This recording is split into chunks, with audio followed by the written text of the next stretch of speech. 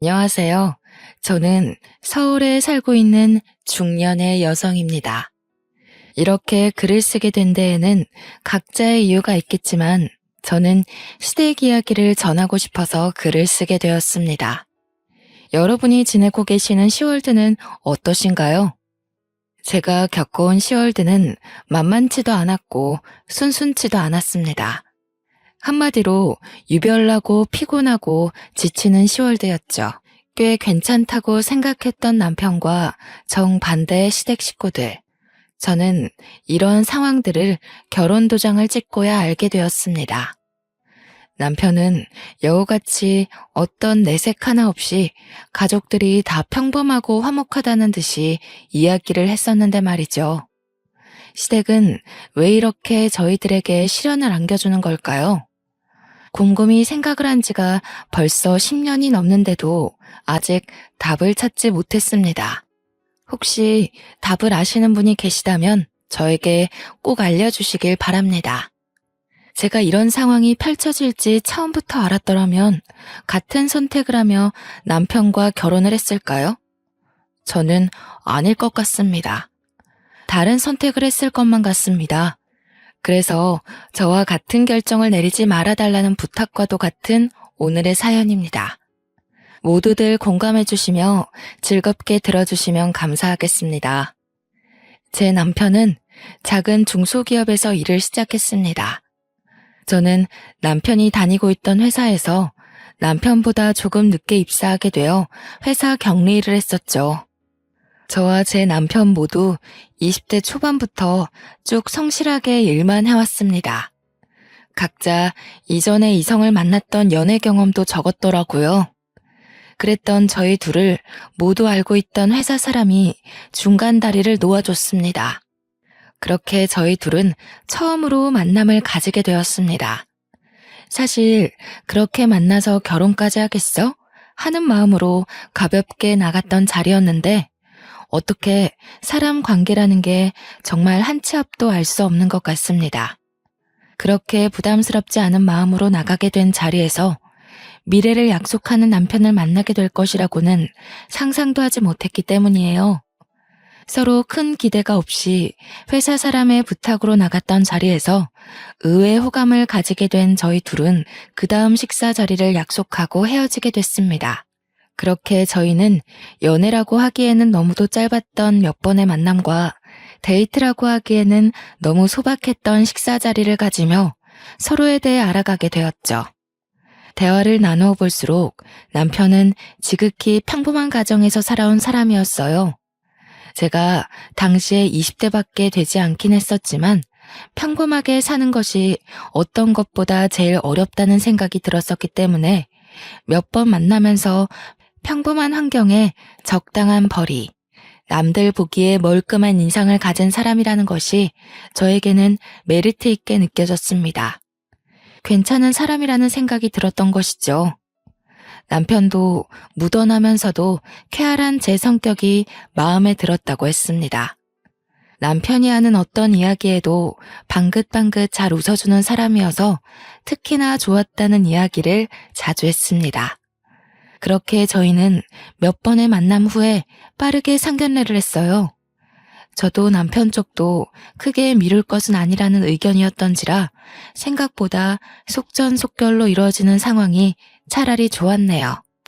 어떤 일이 있을지라도 서로를 믿고 가정을 꾸려가자는 일념하에 어렵사리 모아온 적금도 깨서 저희 둘이 모은 자금으로 결혼식을 올리게 되었습니다. 정말 뿌듯했죠. 그리고 양가 부모님도 참 저희를 기특하고 대견하게 여기셨습니다. 우리가 모은 돈으로 결혼식을 올릴 수 있다는 것이 얼마나 뿌듯한 일인지 모르겠어. 내 주변 친구들만 봐도 각자 부모님께 손을 벌리는 일이 다반사더라고. 우리는 우리 힘으로 처음부터 해낸 거니까 정말 끝까지 잘 살아봐요. 그리고 적금은 아깝게 깨긴 했지만 이제 결혼하고 신혼생활하면서 다시 빠듯하게 모으면 될 테니 너무 걱정 말자고요. 그래. 그렇게 하자. 정인이 네가 그렇게 알뜰살뜰하게 지내온 줄 몰랐어. 정말 네 덕이 크지. 고마워. 우리 힘으로 이렇게 식을 올릴 수 있을 거라 생각도 못 했는데 너에게 감사하지. 나랑 결혼해줘서 고마워, 정윤아. 네, 그렇습니다.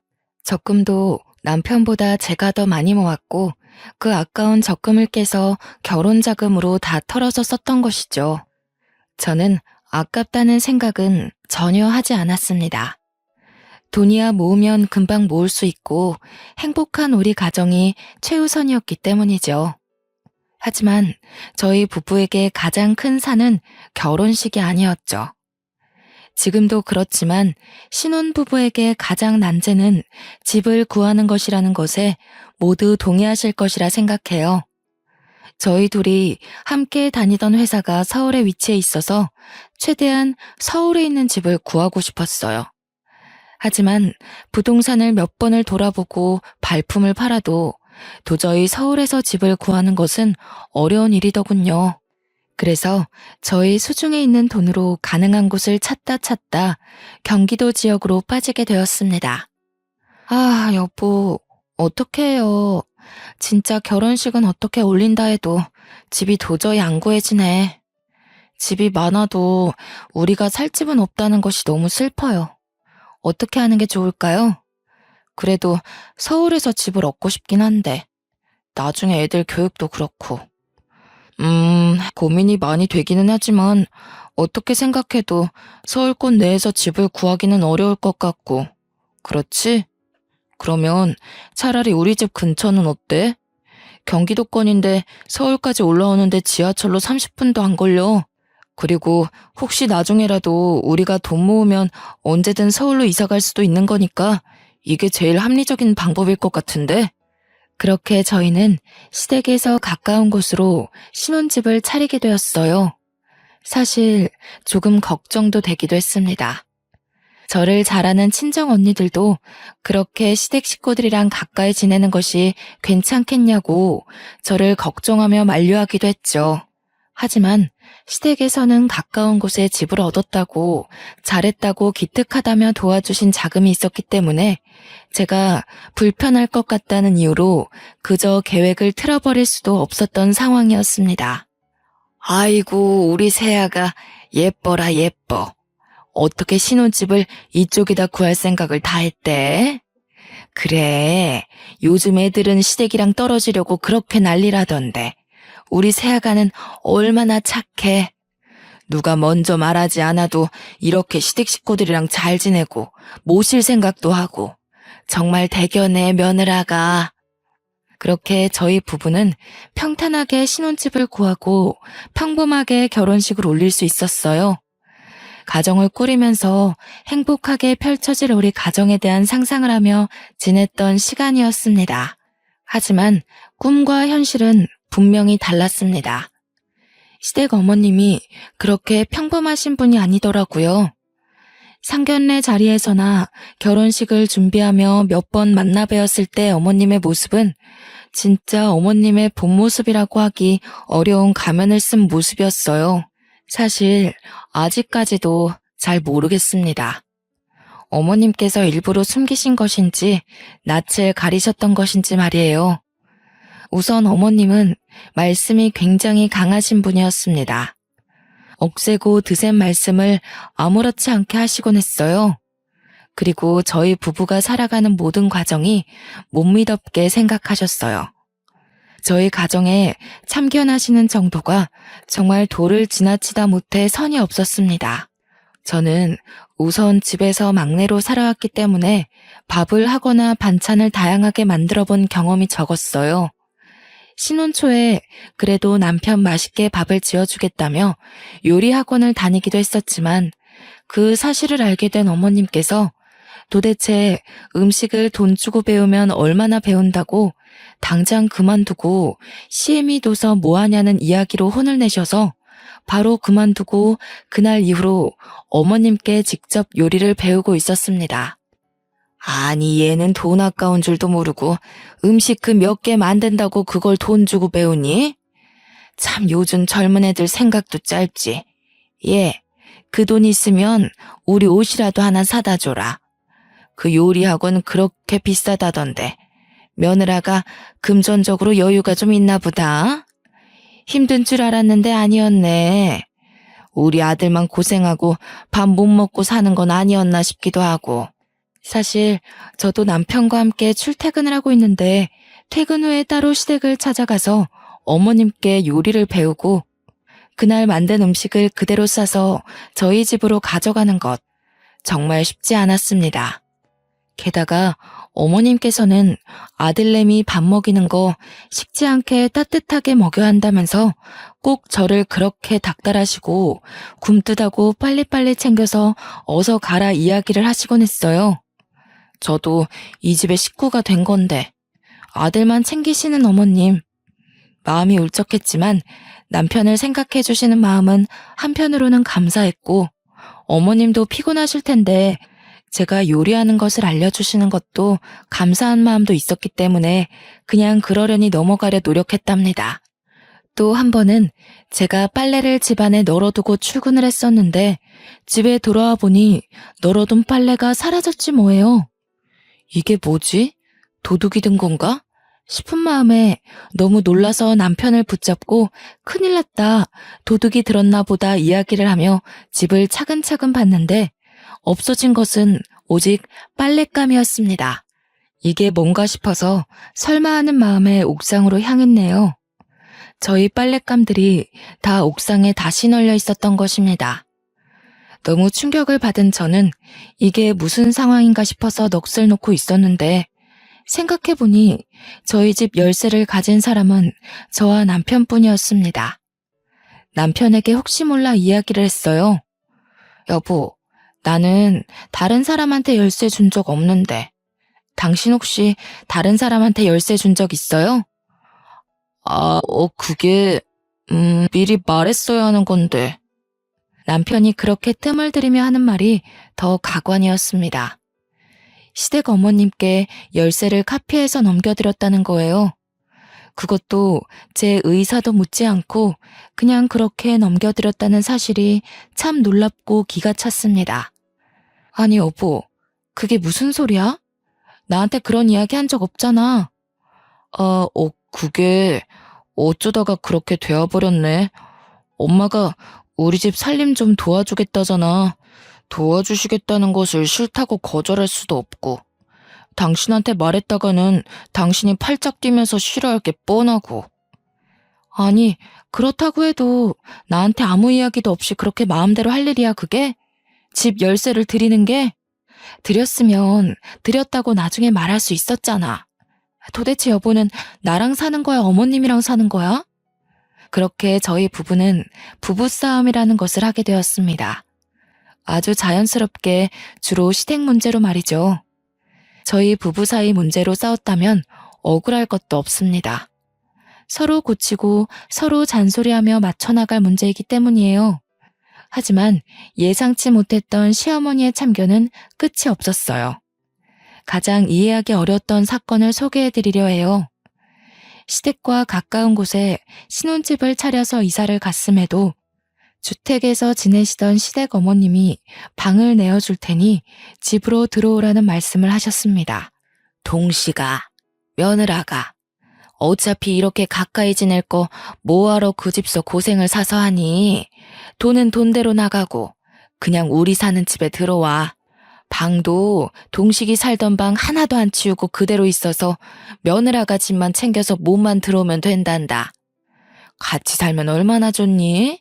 밥도 오손도손 먹고 이야기도 많이 하고. 너희 직장 다니면서 피곤하지 않니? 애미가 되어서 밥 좀 차려주고 따스한 음식 먹이고 빨래도 하고 챙겨주고 싶어서 그렇지. 너희 고생 덜 시키려고. 어머님께서는 저희를 덜 고생시키고 더 배려해 주시려는 마음이시라고 하더군요. 하지만 저는 도무지 이해가 어려웠습니다. 시댁과 이만큼 가까이 지내게 된 것도 엄청난 고민 끝에 들어오게 된 것이기 때문이죠. 어머님께서는 어디까지 원하시는 것인지 들어와서 사시는 것까지 원하시다니. 달콤할 것만 같았던 신혼생활은 어느새 불편한 현실이 되었고 저희 부부는 끊임없이 삐걱거리며 부부싸움을 했었죠. 여보, 어머니 얘기는 이해가 되긴 하지? 어떻게 생각해? 맨날 부정적으로 생각하지 말고 대화를 해보자, 이성적으로. 아니, 내가 이성적이지 않다는 이야기야? 그리고 대화를 시작하기도 전에 내가 부정적이라는 이야기를 못 박아버리면 내가 무슨 이야기를 어떻게 하라는 거야? 우리 결혼한 지 얼마 됐어? 10년이 된 거야, 20년이 된 거야? 아직 신혼이잖아, 우리. 어머님 댁에 가까이 지내는 것만으로도 충분히 스트레스 받으면서도 감사하게 잘 지내고 있는데 내가 어떻게 더 양보하라는 거야? 그래, 당신 마음이 서운한 거야, 알겠어. 그거 모르겠다는 거 아니잖아. 어머니가 왜 들어오라고 하시겠어? 거리도 가깝고 어머니가 왔다 갔다 하시면서 우리 집안 살림 도와주시고 밥 해주시고 그러면서 전셋집 살아갈 바에 그 돈은 빼서 우리 비상금으로 갖고 있고 나중에 더 좋은 집 사면 되잖아. 생활비도 아끼고 엄마 밥 먹고 얼마나 좋아? 퇴근하고 편안하게 쉴 수 있는 거잖아. 우리 지금 퇴근하고 얼마 못 쉬고 집안일 하다가 지쳐서 자잖아. 이게 뭐야? 아니, 그래서 어머님 댁으로 들어가겠다고? 귀엽고 그러시겠다는 거지? 부부싸움을 하는 것도 지치는데 남편은 진짜 남의 편인지 뭔지 자기 엄마 편을 그렇게 들어대는 것이었습니다. 아니, 신혼인데 적어도 이 짧은 시기만이라도 제 편을 들어줘야 하는 게 맞지 않나요? 남편 꼬락서니가 너무 화가 나고 열이 받았어요. 남편은 계속 시댁 어머님께서 당신 생각이 분명히 있어 불렀을 거라며 끝까지 엄마 편을 드는 거예요. 저는 그래 좋다, 네 맘대로 해라 하는 심보로 화가 나서 친정 언니네로 피신을 했어요. 언니, 나 진짜 너무 힘들어. 도대체 시댁이란 게 원래 이런 거야? 이렇게 피 말리는 게 시댁인가? 우리 엄마도 우리 집 열쇠 안 갖고 있는데 왜 시어머니만 우리 집 열쇠를 갖고 있어야 해? 내가 왜 다 참아야 하고 남편 좋으라고 요리학원 다니는 것도 그만두고 시어머니 밑에서 눈치 보며 요리를 배워야 하는 거냐고. 정말 이해할 수 없어 미치겠다니까. 열불이 나서 참지 못하겠다는 얼굴로 계속 볼멘 소리를 퍼부어대는 저의 모습을 보고 무뚝뚝한 친정언니도 어느새 제 편을 들어주며 같이 욕을 해주더라고요. 그게 얼마만에 시원한 마음이었는지 모르겠더군요. 저희 언니, 제 편 그렇게 쉽게 들어주는 사람이 아니었거든요. 결혼할 당시에도 어떤 살림살이도 보태준 것 없이 혼자 힘으로 해야 끝까지 씩씩하게 잘 사는 것이라며 덕담만 해주었던 언니였기 때문이에요. 그렇게 제 입장을 이해해주는 언니와 살아갈 수만은 없는 입장이었습니다. 회사에 가면 남편을 마주하고 아빠를 찾는 저희 아이는 어떻고요? 그래서 저도 작심하고 어머님과 남편 둘에게 제대로 된 대화를 해야겠다 마음을 먹었습니다. 어머님 생각에는 우리 부부가 둘 다 힘들게 맞벌이를 하고 있는 게 안쓰럽다는 입장이셨어요. 남편과 싸우면서 나누었던 대화, 동일하게 시어머니 입을 통해 듣게 되었습니다. 일 다녀오면 얼마나 지치니? 집안일 하기 힘들고 피곤할 테니 그냥 시댁으로 들어오면 편하게 밥 먹고 잠자고 얼마나 좋니? 그렇게 편하게 지내라는 의미였지 다른 건 아니었단다. 그렇게 분을 낼 일은 아니라는 생각인데 새아가? 남편이랑 너무 그렇게 날 세우며 싸우지 마라. 난 보기 안 좋다. 하지만 제 입장에서는 결혼한 지 얼마 안 되는 신혼에 곧 태어날지 모르는 아이가 생길 수 있는 것이기도 하고 시댁으로 들어가게 되면 어머님, 아버님 눈치를 볼 수밖에 없는 상황이었습니다. 쉬는 게 아닌 것이죠. 예를 들어서 주말에 몸이라도 편안하게 외식을 하러 간다고 해도 시부모님께서는 사치스럽다고 꼬종을 하시더군요. 어머머, 얘들 좀 봐. 집에서 다 해먹을 수 있는 음식들을 못하러 밖에 나가서 비싼 돈 주고 그걸 사먹니 사먹길. 다들 배짱도 어지간히 좋다. 니들 그 돈 다 모아봐라. 티끌 모아 태산이란 말 모르니? 아직 애기도 어린데 어떻게 그렇게 돈을 팍팍 쓰고 사냐 쓰고 살기는.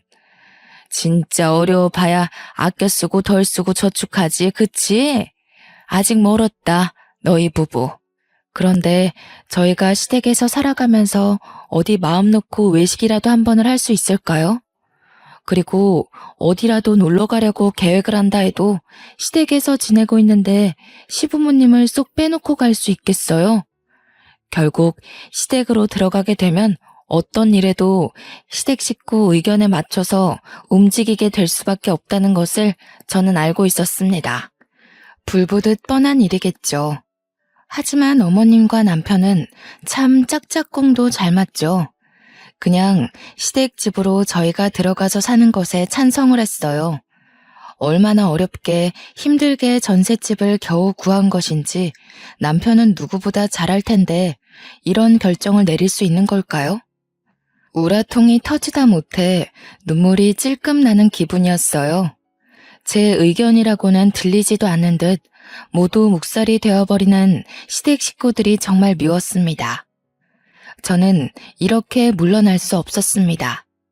남편이랑 시어머니께서 어떻게 생각한다 해도 안 될 일은 안 된다 싶은 마음이었습니다.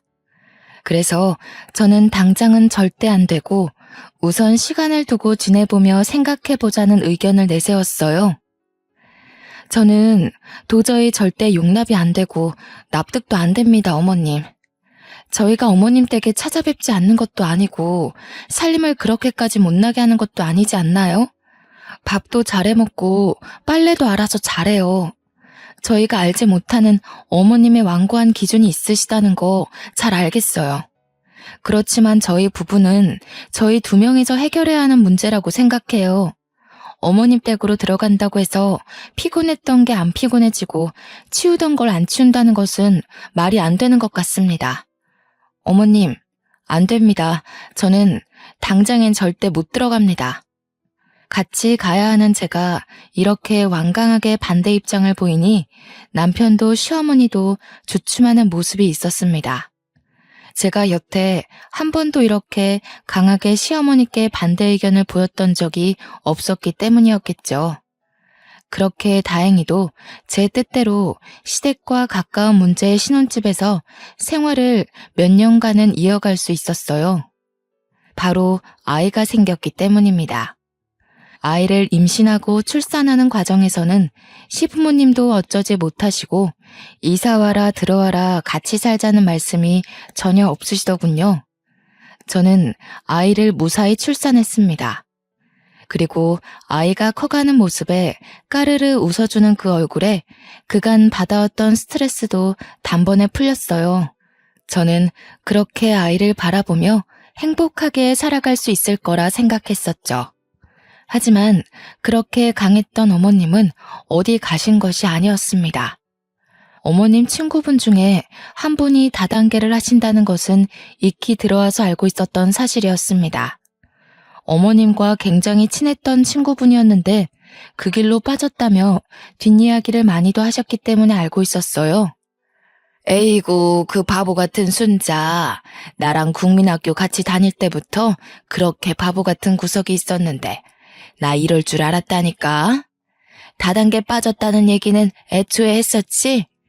그래, 그거 말고 또 하나 더 시작했다네. 바보 천치도 그런 바보 천치가 없어요.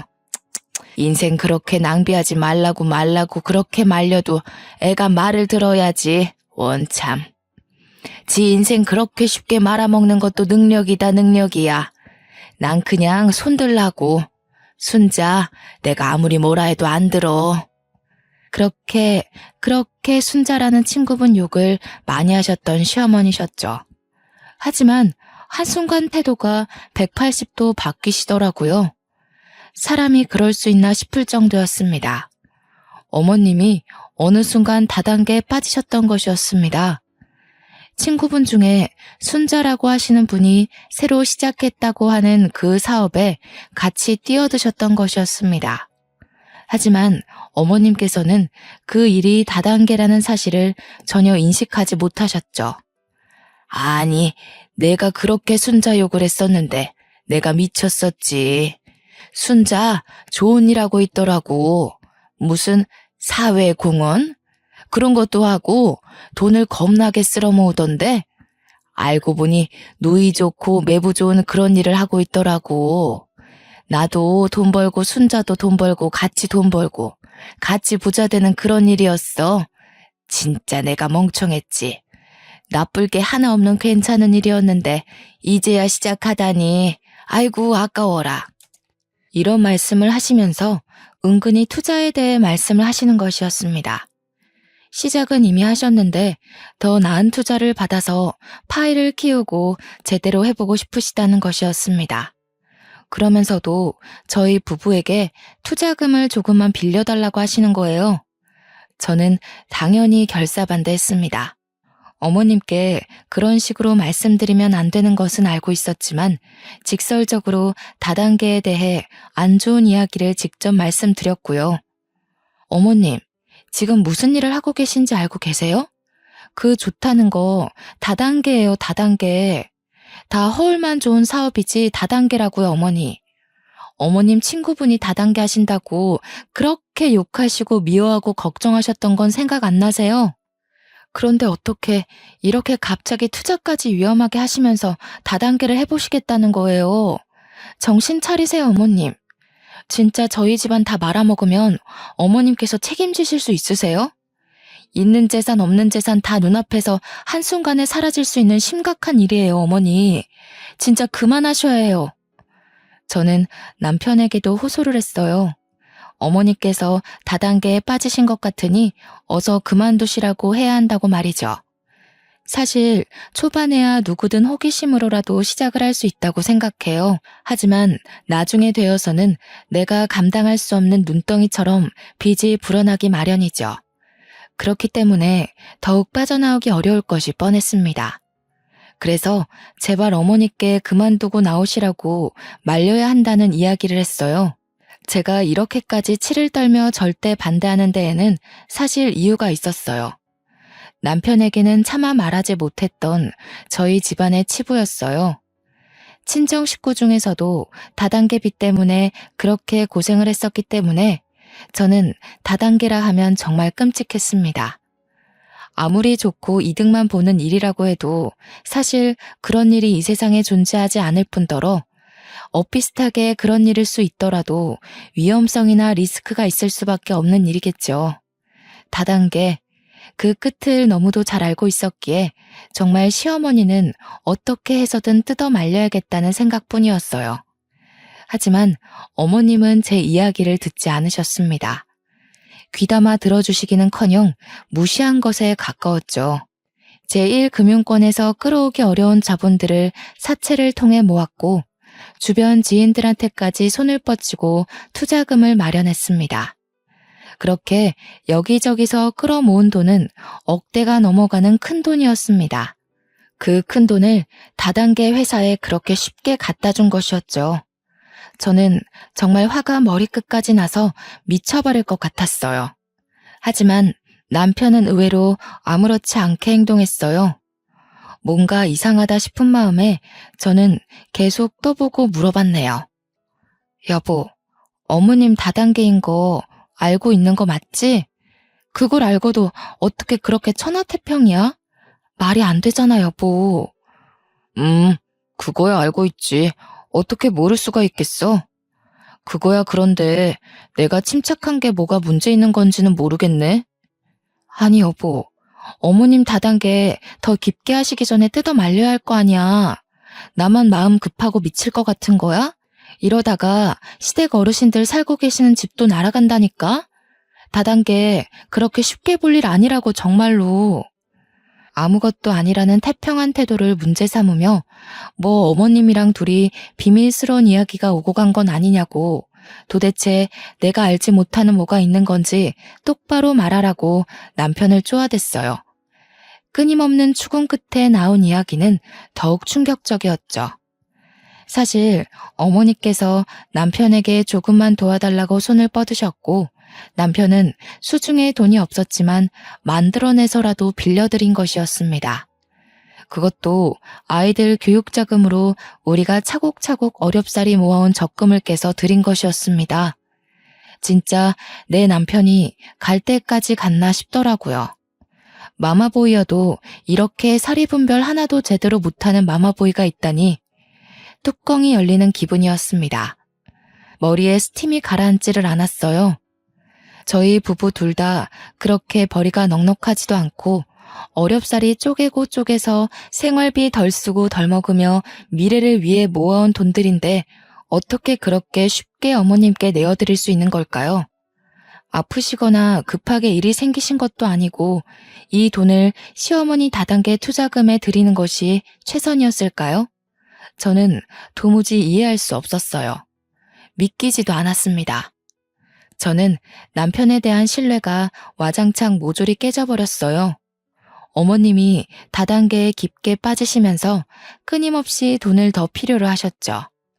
사채업자로부터 독촉이 심해졌던 것도 그 시기였습니다. 그러다가 저희 부부에게까지도 사채업자가 쫓아와서 돈 갚으라고 난리치는 상황이 벌어지게 되었습니다. 저희 아이들에게만큼은 이런 모습을 정말 보이고 싶지 않았던 것인데 말이죠. 아이들도 상황을 알아버리게 되었고 뭐가 뭔지 알지도 못하면서 싸늘하고 차가운 분위기에 험악한 아저씨들이 소리를 꽥꽥 질러대는 통에 아이들은 그저 자지러지게 울더군요. 제가 걱정을 했던 일이 터지게 되었어요. 결국 사채업자 빚을 감당하지 못하고 시댁 어르신 집이 경매로 넘어가게 된 것이었습니다. 저희 부부를 그렇게 그 집에 들어와서 살라고 하셨는데 그렇게 쉽게 그 집을 넘기게 될 줄은 몰랐습니다. 시댁 쪽도 그렇게 부유하지 못해서 사실 가진 재산이라고는 그 주택 하나였던 것으로 알고 있었는데 그렇게 팔렸으니 정말 시부모님께 남은 거라고는 저희 부부밖에 없었습니다. 다른 자식들은 도대체 뭐하고 있냐 궁금해하실 것 같아서 말씀을 드려볼게요. 저희 남편은 두 형제 중에 첫째입니다. 그래서 시부모님께서 싸고 들고 같이 살기를 원하셨던 것이었고요. 그리고 막내 동생은 대학교를 나오지 않고 노래로 성공하겠다며 배짱이처럼 노래만 부르며 지내는 중입니다. 돈이라는 것을 자기 힘으로 벌어본 경험이라고는 없는 분이었죠. 그렇게 시부모님께 붙어서 생활비 아끼며 살아갔던 것이었습니다. 상황이 이렇기 때문에 시부모님이 기대실 곳이라고는 저희 집뿐이었던 것이죠. 하지만 저희 집이라고 녹록치 않은 상황이었습니다. 우선 모아둔 적금이라고는 이미 남편이 저 몰래 어머니께 가져다 드렸고 살고 있는 집도 전셋집에 겨우 연명하며 살아가고 있었어요. 이런 저희 집임에도 시부모님은 얹혀서 지내실 생각을 하셨습니다. 그리고 도련님도 오갈 데가 없어지게 된 상황이니 저희 집으로 얹혀 사실 생각을 당연히 하셨던 것이었겠지요. 아, 우리 집 이렇게 될 줄은 꿈에도 몰랐네. 저 노래 계속하고 엄마 아빠랑도 지내야 하는데 괜찮으시죠? 같이 집에서 지내는 것. 아이들도 제가 오며 가며 잘 봐드릴 테니 베이비시터는 안 써도 되겠어요. 되려 인심 써주듯 아이를 봐주겠다는 이야기를 하며 봉창 두드리는 소리를 하는 도련님을 보며 속이 더 타들어갔습니다. 저희 집이 그렇게 넓은 집도 아니고 아이들 키우며 겨우 살고 있는 집인데 도련님의 시부모님 두 분까지 들어온다니요. 이게 무슨 상상 초월하는 상황인지 저는 아직까지도 이해가 되지 않더라고요. 이제 정말 이건 아니다. 이렇게는 못 살겠다 생각이 들었습니다. 나를 속이고 다단계 투자금으로 적금을 빼주고 시댁에서는 다단계로 집이 경매에 넘어가고 빚은 왕창 생겨서 저희까지 사채업자에 시달려야 한다뇨. 생각만 해도 너무 끔찍하지 않나요? 우선은 제가 할 수 있는 일을 해봐야겠다 싶어서 별거를 하자고 남편에게 통보를 하고 아이들을 챙겨서 나왔습니다. 그렇게 당당하게 나왔어도 사실 제가 아이를 데리고 갈 수 있는 곳은 거의 없었습니다. 사채업자가 저희가 살고 있는 집, 시댁 어머님 집까지도 다 꿰차고 있었거든요. 여보, 나 더 이상은 한 지붕에서 못 살겠어. 사채업자는 왜 저렇게 끊임없이 끈질기게 구는지 모르겠고 사실 어머님이 사채 쓰신 것부터가 이해가 안 되는데 다단계는 또 계속 하시는 거잖아. 집안을 살려보시겠다 하면서도 다단계를 계속 하시는 것이 정말 말이 된다고 생각해? 이게 무슨 논리야? 당신도 어머니 말에 동의하는 거야? 왜 맨날 엄마 이야기만 하면 말이 없어지는 거야? 벙어리야? 엄마랑은 그렇게 쿵짝이 잘 맞아서 서로 돈도 다 빌려주고 나한테 안 한 얘기도 많잖아. 나 정말 못 살겠어. 당분간 애 데리고 나가서 지낼게. 그런 줄로만 알아. 어차피 회사에서 얼굴 보니까 괜히 나 찾겠다고 들쑤시고 다니지 말고.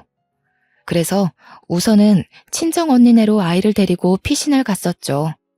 아이는 저희가 도망쳐 나온 집 근처 학교를 다니고 있었던 상황이었습니다. 그래서 언니네 집에서 아이 등하교를 매일같이 도와줬어야 했습니다. 저는 새벽 4시에 일어나서 아이 밥을 챙기고 회사 갈 준비를 해서 아이를 새벽같이 등교시키고 나서야 저도 회사로 출근하는 일정을 몇 달간 반복했습니다. 매일 아침 전철은 또 왜 이렇게 전쟁 같은지요? 아이를 데리고 타기에 숨이 막히고 아이한테도 정말 못할 짓을 하는 것 같아 너무도 미안한 마음이 컸어요. 정말 딱 죽을 것 같다는 표현이 적절한 상황이었습니다. 참기 어려운 고통이었습니다. 아이를 키우는 것부터 별거하고 있는 상황에서 회사에 출근하면 남편 얼굴을 마주해야 한다는 것이 힘들었습니다. 아이를 낳고 나이도 먹고 이직하기 어려운 상황에 제가 답답하기만 했습니다. 회사 하나 마음대로 못 그만두고 못 옮기고 있는 제 처지가 참 딱하더군요. 차라리 빠르게 이혼 도장 찍고 나라 도움이라도 받으며 사는 것이 나아도 낫겠다는 생각뿐이었어요. 맨날 남편이랑 시댁 식구들 사채업자를 피해 다니는 것이 너무도 끔찍했고 아이에게도 너무 큰 상처라는 생각이 들어서 정말 눈물나게 미안했습니다. 저는 남편과 진지하게 대화를 했어요. 남편은 자기 엄마를 버리고 남남처럼 살아갈 생각은 정말 추호도 없더군요. 끝까지 엄마가 불쌍하다며 엄마는 혼자라는 둥 말도 안 되는 소리를 하는 것이었습니다. 정말 마마보이는 변하지 않더라고요. 이런 남자가 어떻게 양육권 주장을 할 수나 있겠습니까? 절대 못하겠죠. 내 새끼는 내가 키워야겠다는 것도 결국 합의를 했고 이혼 도장을 찍게 되었습니다. 저는 이혼으로 제 결혼을 끝마치게 될 것이라는 것은 예상하지 못했던 일이었어요. 저에게 이런 일들이 벌어질 것이라는 것도 생각해 본 적도 의심해 본 적도 한 번이 없습니다. 하지만 이혼으로 끝을 마친 것은 개인적으로는 마음 아플 수 있는 일이었지만 저와 제 자식에게는 새로운 계기이고 시작이고 출발이 되었습니다. 저는 이혼 후 곧장 퇴사를 했습니다. 사실 무서웠습니다. 이 회사만 다닌 지 벌써 10년이 넘어가는데 사회생활은 이 한 회사에서만 해왔는데 일이라고는 격리 업무밖에 알지 못하는데 말이죠. 용기를 냈습니다. 제 새끼를 키워야겠다는 다짐은 어떤 일이라도 할 수 있게 저에게 큰 동기부여가 되었습니다. 더 맛있는 음식을 먹이고 더 좋은 옷을 사입히고 더 좋은 학원을 보내고 교육을 받게 하리라 다짐을 하며 열심히 살았네요. 초반에는 정말 닥치는 대로 일을 했습니다. 남편이 이혼 후에 양육비를 준다고 해도 가진 것도 없는 남편이라 매달 고작 20만 원밖에 받지 못했죠. 그래서 저는 식당에서 서빙하고 요리하는 것부터 연회장에서 하는 아르바이트, 동대문 남대문에서 도매 소매 일을 돕는 일도 해보았어요. 신문 배달, 우유 배달, 걸어서 할 수 있는 배달들도 제가 안 해본 것이 없었을 정도였어요. 하나의 일을 제대로 진득하게 해보고 싶다는 마음은 꾸준히 있었습니다. 하지만 당장의 생활비를 위해서는 닥치는 대로 이 일 저 일 두서없이 2가지 이상씩 할 수밖에 없었습니다. 그렇게 지내기를 반복하다가 저는 저와 딱 맞는 아르바이트를 운 좋게 하게 되었습니다. 꽃가게에서 꽃을 다듬는 일이었습니다. 사람들은 그렇게 힘이 들고 손을 다치고 어렵다고 하는 일이었는데 저는 꽃을 만질 때만큼은 행복하고 생기가 돈 적이 없었을 정도로 꽃이 참 좋았습니다. 제가 이렇게 좋은 마음으로 일을 하고 있는 것을 주인분께서도 알고 계셨던 것 같습니다. 어느 순간 저에게 새벽에 일해도 괜찮냐고 제안을 하시더군요. 정윤 씨, 새벽에 꽃시장 가는데 같이 다녀볼래요? 막 어렵지는 않을 거예요. 차근차근 옆에서 알려줄게요. 저는 이 제안이 너무도 감사했습니다. 아이를 키우면서 더 이상 투잡, 쓰리잡은 어렵겠다 싶었는데 제가 일을 하던 꽃집에서 그것도 제가 가장 원했던 일을 더 배우면서 장사를 할 수 있는 것이 행복했습니다. 그렇게 꽃가게를 운영하는 방법을 하나하나 배우고 제 것으로 만들어 갔습니다. 생각보다 꽃을 다루는 것은 섬세하고 예민한 일이어서 아무나 맞지 않는다고 하는데 저는 꽃을 다루는 일이 섬세하고 예민해서 좋았습니다. 제가 다루는 대로 다루어지고 물을 주면 주는 대로 싱싱해지고 어떻게 잎사귀와 줄기를 자르고 어떤 꽃과 어떤 꽃을 곁에 두는지에 따라 분위기가 달라지는 그 성취가 참 좋았습니다. 하지만 안타까운 일이 생겼어요.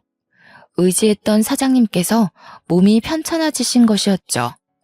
그렇지만 위기가 기회로 찾아왔습니다. 그 가게를 저에게 인수해 주시겠다는 것이었죠. 그것도 따로 값을 치르지 않고 말이에요. 제가 지극정성으로 가게를 운영하고 아르바이트라고는 하지만 누구보다 열심을 내는 모습과 새벽에 어떤 일이 있어도 늦지 않고 일을 함께 해준 것이 고맙다며 저에게 가게를 맡기시듯 넘기신 것이었습니다. 저는 너무도 얼떨떨하고 몸이 아프신데 이렇게 넘겨주셔도 괜찮나 사장님이 걱정이 되었어요. 하지만 사장님은 이미 노후 자금도 넉넉히 챙겨두셨고 자식들도 자기 밥벌이하고 보험도 꽤 괜찮게 들어둬서 현재로서는 걱정이 크게 없다고 하시더군요. 아껴가며 운영했던 가게가 사라진다면 그게 더 큰 상실감으로 올 것 같다고 가게를 저에게 맡겨주신다는 이야기를 전하셨어요. 그렇게 저는 밤낮 없이 꽃가게 포장과 배달 일까지 했어요. 동네에서 꽤 입소문난 잘 나가는 꽃가게 사장님이 되었죠. 백만장자는 아닐지라도 남편과 살며 눈칫밥 먹고 매일 울며 살았던 때보다 지금이 수천 배, 수억 배 행복하고 마음이 편안합니다. 저에게 결혼은 인생에서 정말 생각지 못했던 드라마 속에서만 보던 일들을 직접 겪을 수 있었던 경험치를 쌓을 수 있었습니다. 누군가에게는 축복과 같고 행복 그 자체일 것이라고 생각해요. 그리고 저는 그들을 보며 솔직하게 부러운 마음을 감추기가 어렵더라고요. 저도 행복하고 건강한 결혼 생활을 꿈꿔왔던 사람 중에 하나이기 때문입니다. 하지만 사람을 만나게 된다면 절대 가볍게 생각하지 마시고 천천히 그 사람의 내면까지 꿰뚫어보는 능력을 키워가야 한다고 생각해요. 사람은 결국 본성이 드러나기 때문이죠.